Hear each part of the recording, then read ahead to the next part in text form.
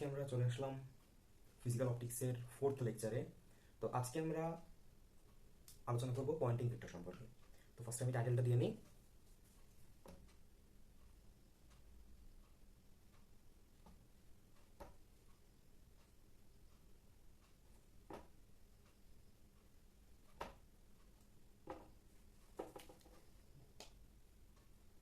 তো আজকে আমাদের আলোচনার বিষয় হচ্ছে পয়েন্টিং ভেক্টর। পয়েন্টিং কিন্তু একজন বিজ্ঞানীর নাম, সেই নামানুসারে এটার নাম হয়েছে পয়েন্টিং ভেক্টর। তো আমরা অনেকে বিজ্ঞানীর নাম এটা জানি না, যেটার জন্য আমরা পয়েন্টিং বানানটা লিখি এরকম। ইভেন ফার্স্ট টাইম যখন আমি পয়েন্টিং ভেক্টরের নাম শুনছিলাম, আমি এটার বানানটা লিখছিলাম এরকম, POINTING, pointing vector. But actually না, এটার অ্যাকচুয়াল বানানটা হবে এটা। ওকে, ঠিক আছে। আজকে আমরা এই পয়েন্টিং ভেক্টরটা নিয়ে আলোচনা করব। তো ফার্স্টে আমরা সংজ্ঞাটা লিখি, পয়েন্টিং ভেক্টরের সংজ্ঞাটা কি।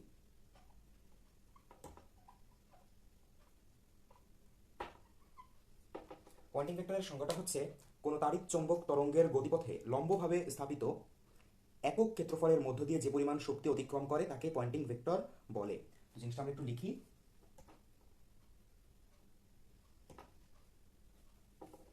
কোনো তাড়িৎচৌম্বক তরঙ্গের গতিপথে, কোনো তাড়িৎ চৌম্বক, কোনো তাড়িৎ চৌম্বক তরঙ্গের গতিপথে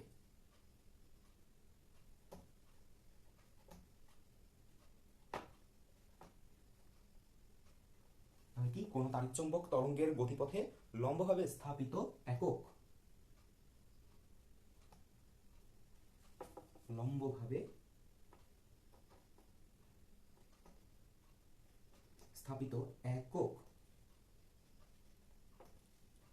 ক্ষেত্রফলের মধ্য দিয়ে যে পরিমাণ শক্তি অতিক্রম করে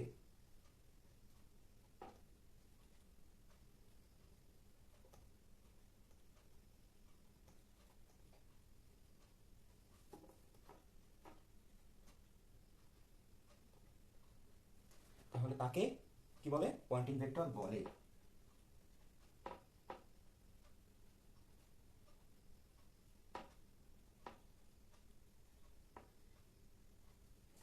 ঠিক আছে, তো সংখ্যাটা বোঝা গেছে আই থিঙ্ক। এখন পয়েন্টিং ভেক্টরকে এস দ্বারা নির্দেশ করা হয়, পয়েন্টিং ভেক্টরকে প্রকাশ করা হয় এস ভেক্টর দ্বারা। তো এখন আমরা কি জানছি যে তড়িৎ ক্ষেত্রকে কি দ্বারা প্রকাশ করা হয়? ই দ্বারা। আর চৌম্বক ক্ষেত্রকে কি দ্বারা প্রকাশ করা হয়? বি দ্বারা। এখন বি সমান সমান মিউ এইচ লেখা যায়। তো এখন আমি তো বুঝলাম যে বি সমান সমান মিউ এইচ লেখা যায়, বাট এইচ জিনিসটা অ্যাকচুয়ালি কি? তো এখানে এইচ জিনিসটা হচ্ছে চৌম্বক তীব্রতা। বি তো আমরা জানি চৌম্বক ক্ষেত্র, আর মিউ তো হচ্ছে চৌম্বক, মিউ তো হচ্ছে মাধ্যমের প্রবেশতা।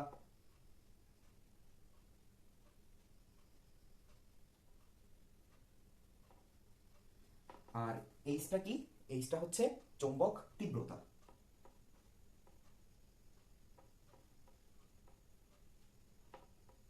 এইচটা হচ্ছে চৌম্বক তীব্রতা। তো সংজ্ঞাটা আমি মুছে দিচ্ছি।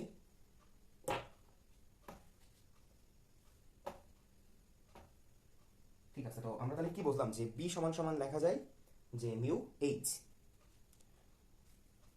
পয়েন্টিং ভেক্টরটা আমরা শিখছি যে এস।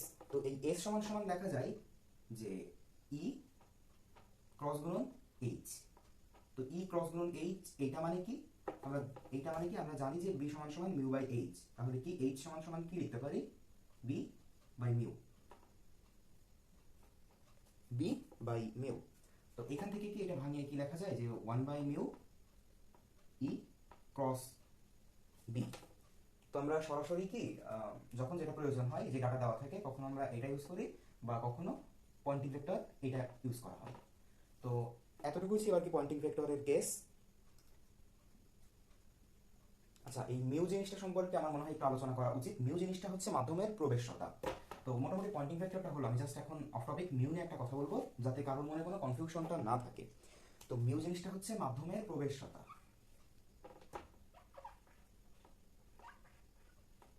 মিউ হচ্ছে মাধ্যমের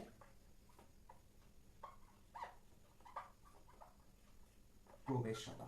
তো এখন এটা যে কি বোঝার জন্য কি আমরা সব থেকে সুন্দর দুটো এক্সাম্পল দিতে পারি, যে এটা আমার বাতাস বা এয়ার, আর এটা হচ্ছে ধরো আরেকটা মাধ্যম ওয়াটার বা পানির নিচে, যে এই দাগের নিচ থেকে আমরা পানির নিচ হিসেবে কল্পনা করি। তো এই জায়গায় আমার একটা চুম্বক আছে, একটা চুম্বকের তো দুইটা পোল থাকে তাই না, একটা হচ্ছে সাউথ পোল আর একটা হচ্ছে নর্থ পোল। সেম একই সাইজের, একই হাইটের, একই লেন্থের, একই ওয়েটের আরেকটা চুম্বক আছে, মানে সিমিলার একটা চুম্বক আছে। তো এটাও তো সাউথ পোল থাকে, এটাও তো একটা নর্থ পোল থাকে। তো এখন চুম্বকের কি কতটুকু, এখন আমি যদি ঠিক এই জায়গায় আরেকটা লোহা বা আরেকটা চুম্বক আনি, এটা কি কাজ করবে? এটা কাজ করবে না যদি না এটা প্রবেশতার ক্ষেত্রফলের মধ্যে থাকে। কারণ কি চুম্বকের একটা নিজস্ব ক্ষেত্রফল আছে, এখন ক্ষেত্রফলটা যতটুকু ততটুকু অনুযায়ী কাজ করবে। So আমি ধরে নিলাম যে চুম্বকের ক্ষেত্রফলটা এতটুকু। তো তার মানে কি এর মধ্যে যদি কোনো একটা কিছু আসে যেটা চুম্বক আকর্ষী, তার মানে কি সেই জিনিসটা কাজ করবে। ঠিক আছে, তো এখন কি তার মানে এই যে ডিস্টেন্স, যে যতটুকু কাজ করতেছে এটাই তো বি নট তাই না, এটাই তো আমার চুম্বক ক্ষেত্র। তো এটা আমি ইমাজিন ধরে নিলাম যে 5 মিটার। সো যেহেতু এটা একই চুম্বক আর উপরেরটাও একই চুম্বক, সো এটার প্রবেশতাও কি হবে, এই 5 মিটারই হবে। এখন এইটা আমরা কি জানলাম যে চুম্বকের তীব্রতা বা চুম্বকটা কত তীব্র হবে। এখন এই জায়গায় একটু জ্ঞানজাম বেঁধে যাবে, কারণ এইখানে বি সমান সমান মিউ নট এইচ লিখতে পারি, এইখানেও কিন্তু তীব্রতাটা সেম থাকবে, বাট এইখানে পরিবর্তন হবে এটা কোনটা, মিউ এর মানটা, অর্থাৎ পরিবর্তন হবে মাধ্যমের প্রবেশতাটা, যার জন্য চুম্বক বি নটের মানটা ইন ওয়াটারে একরকম থাকবে অ্যান্ড ইয়ারে একরকম থাকবে। সো মিউ জিনিসটা অ্যাকচুয়ালি মাধ্যমের প্রবেশতাটাকেই বোঝায়। তো যাই হোক, আই থিঙ্ক এতটুকু আমরা সবাই বুঝতে পারছি।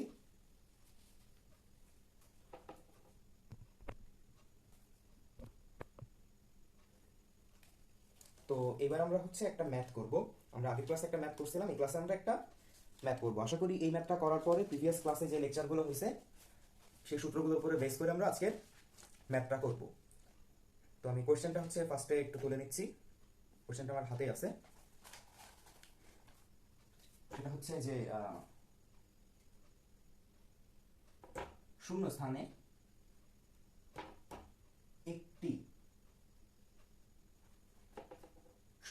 একটি তাড়িৎচুম্বকীয়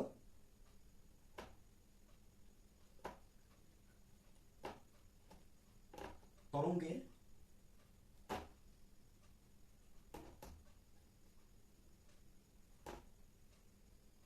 তড়িৎ ক্ষেত্র এর সমীকরণটা দেওয়া আছে। ই ভেক্টর সমান সমান 3.1 Newton coulomb inverse 1, then cos 1.8 radian into meter inverse 1 plus 5.4 into 10 to the power 5 radian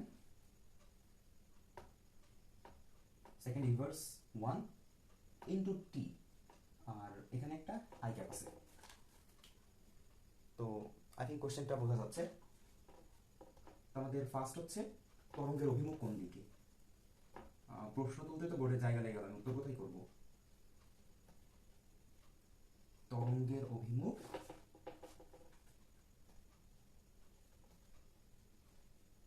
কোন দিকে। তোমরা যারা ক্লাসটা করতেছো আমি রিকমেন্ড করবো, আমি যে কোশ্চেনটা লিখতেছি সাথে সাথে তোমরা খাতাতে তুলে ফেলো, কারণ একটু পরে যেহেতু জায়গা নাই, তো আমি কোশ্চেনটা মুছে দিব, অ্যান্সারটা করাবো। তো তোমাদের খাতা যদি কোশ্চেনটা তোলা থাকে তখন ডাটা দেখে বুঝতে তোমাদেরই সুবিধা হবে, নাহলে কোশ্চেনটা মুছে দেওয়ার পরে আমি আনসার লিখলে অনেকে হয়তো বুঝতে সমস্যা হতে পারে, কারণ বোর্ডে তো জায়গা ছোট। তো তরঙ্গের অভিমুখ কোন দিকে, আরেকটা হচ্ছে কম্পাঙ্ক কত, আমি শর্টকাটে লিখতেছি যে মিউ কত, সি নাম্বারটা হচ্ছে তরঙ্গ দৈর্ঘ্য কত, ডি নাম্বারটা হচ্ছে তরঙ্গের চুম্বকের বিস্তার ক্ষেত্র কত, আর ই নাম্বারটা হচ্ছে যে তরঙ্গের চৌম্বক ক্ষেত্রের জন্য একটা রাশিমালা লেখো, অর্থাৎ বি এর জন্য একটা রাশিমালা। তো তরঙ্গের চৌম্বক ক্ষেত্রের জন্য একটা রাশিমালা লেখো। ঠিক আছে,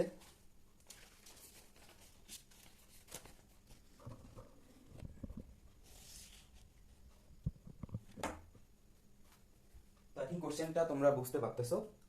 তো আমরা আনসার করা শুরু করি। এতটুকু জায়গায় কি হবে চেষ্টা করব। ঠিক আছে, তো প্রথমে আমরা কোশ্চেনটা আরেকবার পড়ি। শূন্যস্থানে। শূন্যস্থানে মানে কি, আমাদের এই পৃথিবীতে কোনো পানির তলায়ও না, কোনো আমার কোনো ঝামেলা টামেলা নাই, যাই হোক এটা একটা ভালো। তো শূন্যস্থানে একটা তাড়িৎচুম্বকীয় তরঙ্গের তড়িৎ ক্ষেত্র, এর সমীকরণটা দেওয়া আছে। ই এর ভ্যালুটা যে কত সেটা দেওয়া নাই, বাট হচ্ছে দেওয়া আছে কি, যে একটা সমীকরণ দেওয়া আছে। তো সমীকরণটা একটু পেঁচায়, মানে একটু কমপ্লেক্স করার জন্য, যাতে হঠাৎ করে বুঝতে ঝামেলা হয়, বাট সমীকরণটা একদমই ইজি। এটা ডিরেক্টলি এরকম দেওয়া আছে যে ইচ্ছা করে একক টাকক দিছে, cos 1.8 y প্লাস, আমি যদি এককগুলোকে স্কিপ করি তাহলে দেখো সমীকরণটা আসলে কত ছোট লাগতেছে, একটা টি গুণ আছে।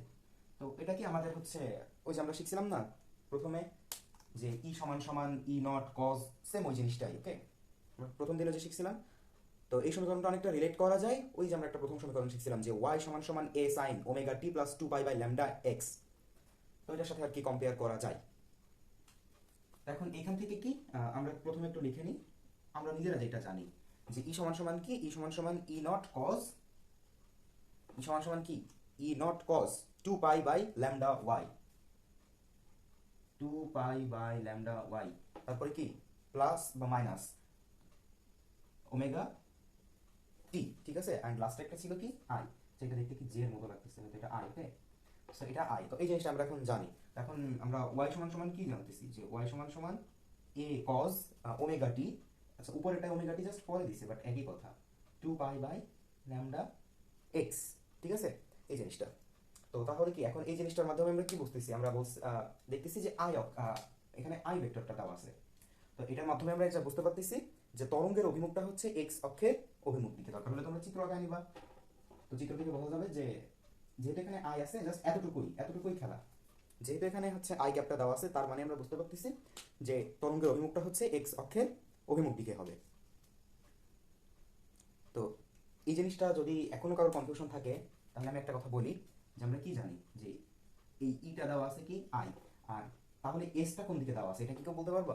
এসটা দেওয়া আছে কিন্তু মাইনাস জেতে, এসটা দেওয়া আছে মাইনাস জেতে। সো এস কি আমাদের লাগবে? আচ্ছা এস হয়তো আপাতত লাগবে না, বাট এসটা হচ্ছে বা পয়েন্টিং ভেক্টরটা মাইনাস জে, ঠিক আছে। আচ্ছা, সো তরঙ্গের অভিমুখ কোন দিকে এটা আমরা বুঝতে পারছি। আচ্ছা তারপরে কি বলতেছে যে কম্পাঙ্ক কত বা মিউ কত। তো কম্পাঙ্ক কত এই জিনিসটা আমরা কেমনে বুঝবো? আমরা একটা সূত্র জানি না, যে ওমেগা সমান সমান 2 পাই এফ, 2 পাই এফ, তাহলে কি এফ সমান সমান কি ওমেগা বাই 2 পাই, এইটা সমান সমানই লেখা, সরি এইটা সমান সমান লেখা যায় মিউ। ওকে, সো এটা সমান সমান লেখা যায় মিউ। তো এখন এই ডাটাগুলো যদি আমি বসাই, তো এখন কি আমরা ওই যে সমীকরণের সাথে যদি আমরা কম্পেয়ার করি, তাহলে কি আমরা এইটা পাইতেছি ওমেগা, তাই না? সো এইটা পাচ্ছি যে আমরা ওমেগা, তাহলে আমরা এটা হচ্ছে আমাদের ওমেগা। তো তাহলে 5.4 ইন্টু 10⁵ ডিভাইডেড বাই 2 পাই। তো এই জিনিসটা যদি আমরা এখন একটু হিসাব করি, আশেপাশে কি ক্যালকুলেটর আছে আমার কাছে, দেখতে তো পাচ্ছি না, যাই হোক। তো এই জিনিসটা প্রবাবলি এরকম হওয়ার কথা যে এই জিনিসটা অ্যাকচুয়ালি এরকম হবে যে 85943, ঠিক আছে 67, হ্যাঁ এটাই হবে, ঠিক আছে 85 94 3.87। তো এটাই হচ্ছে কম্পাঙ্ক। আচ্ছা এবার যদি আমরা তরঙ্গ দৈর্ঘ্য কত এইটা বের করার চেষ্টা করি, তো তরঙ্গ দৈর্ঘ্যের সূত্র আমরা কি জানি, যে তরঙ্গ দৈর্ঘ্যের সূত্রটা আমরা জানি যে 2 পাই বাই ল্যামডা, এটা সমান সমান কি লেখা যায়, 2 পাই বাই ল্যামডা সমান সমান, আমাদের সমীকরণ কি ছিল, আমাদের সমীকরণে ছিল ই নটের একটা সমীকরণ দেওয়া আছে। তো ই নটের যে সমীকরণটা দেওয়া আছে, ওইখানে আমরা যখন দেখছিলাম যে আমাদের মেইন যে সমীকরণ সেটা কি ছিল, যে E naught cos 2 pi by lambda y, তারপরে কি ওমেগা টি, যাই হোক একটা কিছু ছিল, ওমেগা টি ছিল। সো এই জিনিসের সাথে কি কম্পেয়ার হয় 1.8 না, সো 2 পাই বাই ল্যামডা এটা সমান কি লেখা যায়, এটা লেখা যায়। সো সেম একইভাবে ল্যামডা বাই 2 পাই সমান সমান 1 বাই 1.8 লেখা যায়। সো ল্যামডা সমান সমান লেখা যায় 2 pi by 2 pi by 1 by 8। So 2 pi by 1 by 8 কে যদি আমরা করি, সো জিনিসটা হবে 3.49, এটা হবে কি 3.49। ওকে, সো আমরা বি নাম্বারটা সলভ করে ফেলছি, সরি সি নাম্বারটা আমরা সলভ করে ফেলছি, বিও করছি সিও করছি। আচ্ছা এবার কি বলতেছে যে ম্যাগনেটিক ক্ষেত্র, ম্যাগনেটিক ক্ষেত্র এটা হচ্ছে কি অভিমুখ চাইছিল তো, হ্যাঁ, চৌম্বক ক্ষেত্রের বিস্তার কত? হ্যাঁ, চৌম্বক ক্ষেত্রের বিস্তার কত? তো চৌম্বক ক্ষেত্রের যে বিস্তার কত, এটার জন্য আমাদের কিসের প্রয়োজন আছে? চৌম্বক ক্ষেত্রের বিস্তার কত এটা যদি আমরা এখন লিখতে চাই, আমরা কি জানি যে E naught divided by B naught এটা সমান সমান সি। তো ই নট এর মান আমরা এখান থেকে পাই না যে 3.1। তো আমরা যদি হচ্ছে এখন বি নটটা লিখি, তো বি নট সমান সমান কি লেখা যায় যে E naught divided by C. তো ই নটের মান ছিল 3.1 আর এটার মান ছিল 3 ইন্টু 10⁸8। সো এটাকে যদি আমরা ক্যালকুলেশন করি, এটা 1.033 ইন্টু 10⁻⁻8। আচ্ছা ঠিক আছে, ঠিক আছে। তো আমি একটু চেক দিয়ে নিই আনসারটা। ঠিক আছে, 1.033 ইন্টু 10⁻8 না -8? হ্যাঁ, -8। আচ্ছা ঠিক আছে। তো এই যে মানটা বের হয়েছে, এটাই হচ্ছে আমাদের চৌম্বক ক্ষেত্রের বিস্তার। ডি নাম্বারে বলতেছে যে ই এর জন্য একটা রাশিমালা বের করো। এটার মানে কি? সরি, বি এর জন্য একটা রাশিমালা বের করো। তো আমরা এই যে ইলেকট্রোর জন্য একটা রাশিমালা দেওয়া আছে কোশ্চেনে, এখন আমাদের শখ হয়েছে যে আমি একটা ম্যাগনেটের জন্য ইলেকট্রো বের করবো। আমরা ম্যাগনেটের এটা কি জানি? বি নট কস, তারপরে কি ছিল? Omega t. বি নট কস ছিল, দেন তারপরে হচ্ছে সেম একইভাবে 2 পাই বাই